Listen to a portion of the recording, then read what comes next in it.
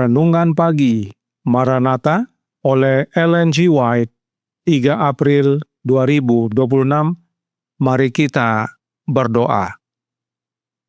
Bapa kami yang di sorga, Allah pencipta langit dan bumi, laut dan segala isinya, Allah yang maha besar, maha kuasa, sumber segalanya, yang kami sembah selalu melalui anak-Mu yang tunggal, Yesus Kristus.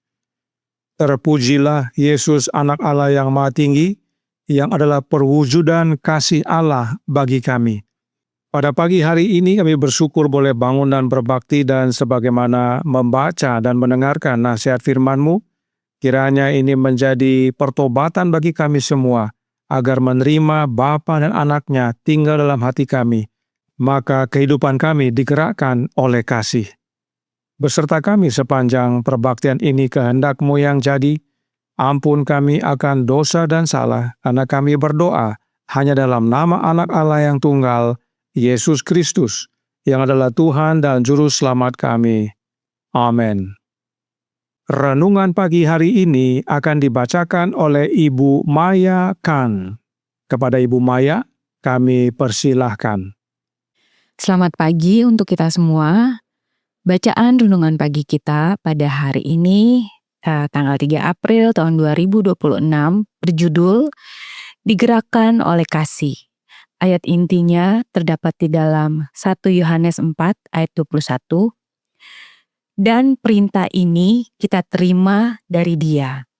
Barang siapa mengasihi Allah, ia harus juga mengasihi saudaranya.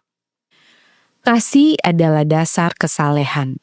Apapun pengakuannya, tidak seorang pun memiliki kasih yang murni kepada Allah jika ia tidak memiliki kasih yang tidak mementingkan diri bagi sesamanya. Ketika diri larut di dalam Kristus, kasih akan mengalir dengan sendirinya. Kesempurnaan karakter Kristen tercapai ketika dorongan untuk menolong dan memberkati orang lain terus-menerus muncul dari dalam. Ketika sinar sorga memenuhi hati dan tampak pada wajah. Terhubung dengan Kristus, kita pun terhubung dengan sesama manusia melalui mata rantai emas kasih. Maka belas kasihan dan kemurahan Kristus akan nyata dalam hidup kita. Kita tidak akan menunggu orang miskin dan malang dibawa kepada kita. Kita tidak perlu dibujuk untuk merasakan penderitaan orang lain.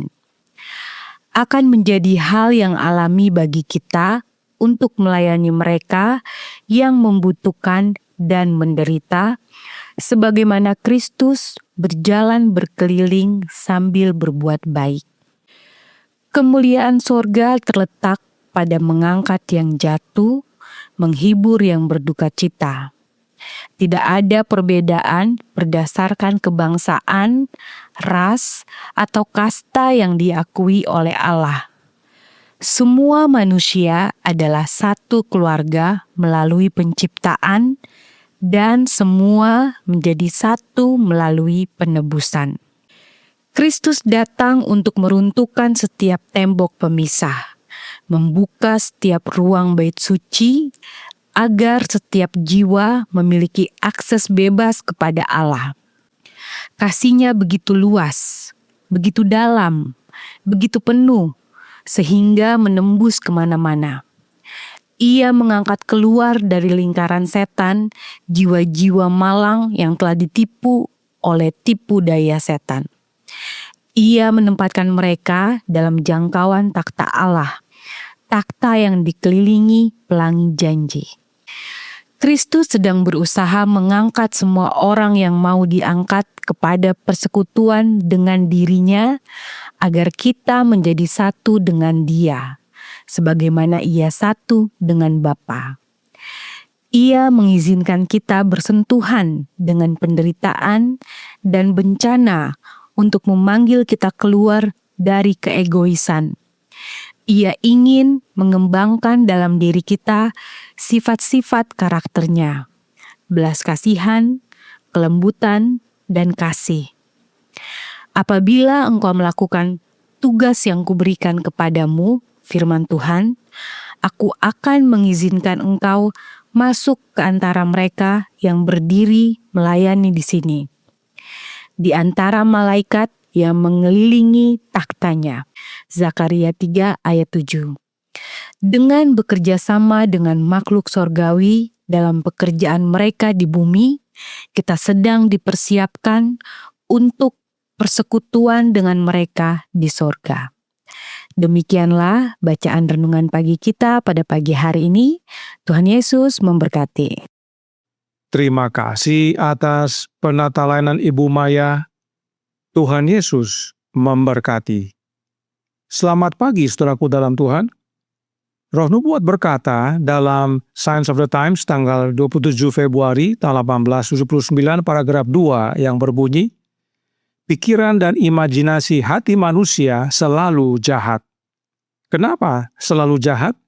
Karena manusia sudah jatuh dalam dosa. Itu sebabnya Paulus berkata dalam Roma 3 ayat 10, bahwa tidak ada yang benar, seorang pun tidak. Lalu, bagaimana dengan kasih? Apakah tidak ada kasih dalam hidup kita? Tentang kasih, Roh Nubuat berkata dalam The Youth Instructor tanggal 20 Oktober tahun 1862, paragraf 2 yang menyatakan, kasih adalah elemen di mana Kristus bergerak, berjalan dan bekerja. Yesus datang untuk merangkul dunia di dalam tangan kasih-Nya. Dan Yesus berkata, jika seorang mengasihi aku, ia akan menuruti firman-Ku, dan Bapa-Ku akan mengasihi dia, dan kami akan datang kepadanya, dan diam bersama-sama dengan dia. Barang siapa tidak mengasihi aku, ia tidak menuruti firman-Ku. Seperti Bapa telah mengasihi aku, demikianlah juga aku telah mengasihi kamu. Tinggallah di dalam kasih-Ku itu. Yesus berkata bahwa jika kita menuruti firman-Nya, Bapa mengasihi kita, dan kami, kata Yesus, yaitu Bapa dan Anak-Nya, datang kepada kita dan diam bersama-sama dengan kita. Sebab demikianlah Yesus, Bapa mengasihi Yesus karena Yesus menuruti perintah Bapa-Nya.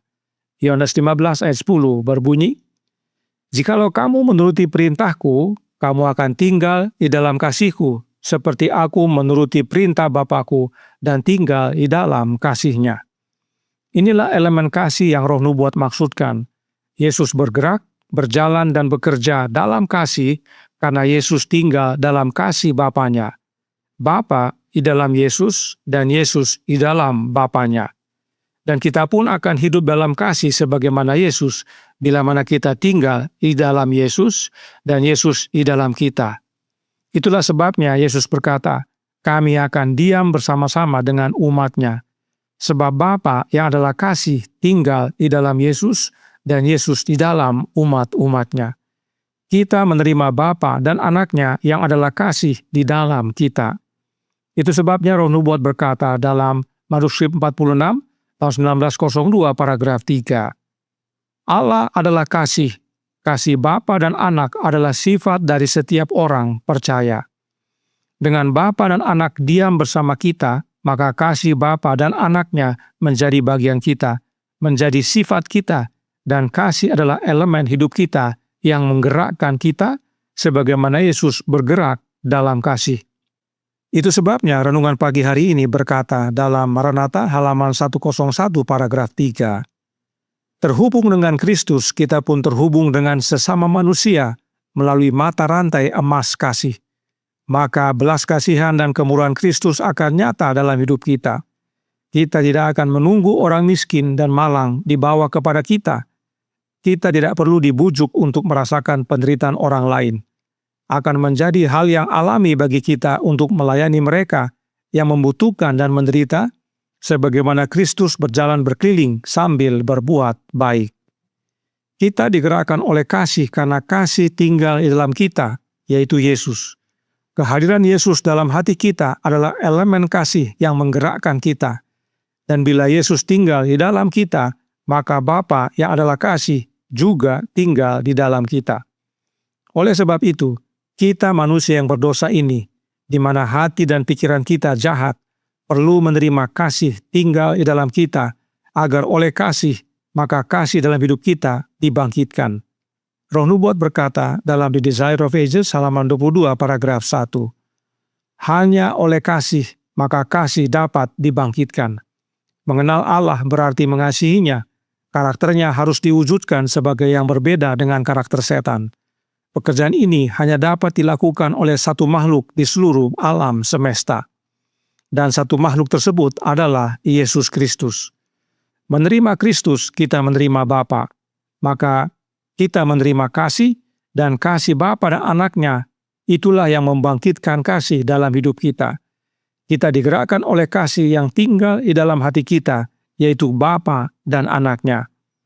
Oleh sebab itu, renungan pagi hari ini berkata dalam Maranatha, halaman 101 paragraf 5. Kristus sedang berusaha mengangkat semua orang yang mau diangkat kepada persekutuan dengan dirinya, agar kita menjadi satu dengan Dia, sebagaimana Ia satu dengan Bapa.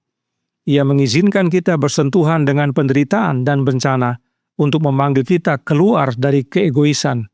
Ia ingin mengembangkan dalam diri kita sifat-sifat karakternya, belas kasihan, kelembutan, dan kasih. Inilah elemen kasih yang wajib kita terima dalam hati oleh iman, agar kasih dibangkitkan dalam hidup kita, dan kita digerakkan oleh kasih, yaitu oleh kehadiran Bapa dan Anaknya. Maka kita tidak hanya mengasihi saudara kita, namun terlebih lagi kita dipersatukan dengan Bapa dan Anaknya, dan dipersiapkan untuk bersekutu dengan para malaikat di sorga. Kiranya ini menjadi pembaharuan dan sukacita bagi kita semua. Tuhan memberkati, saya bawa dalam nama Yesus. Amin. Mari kita berdoa. Bapa kami yang di sorga, Allah pencipta langit dan bumi, laut dan segala isinya, Allah yang maha besar, maha kuasa, sumber segalanya, yang kami sembah selalu melalui anak-Mu yang tunggal, Yesus Kristus.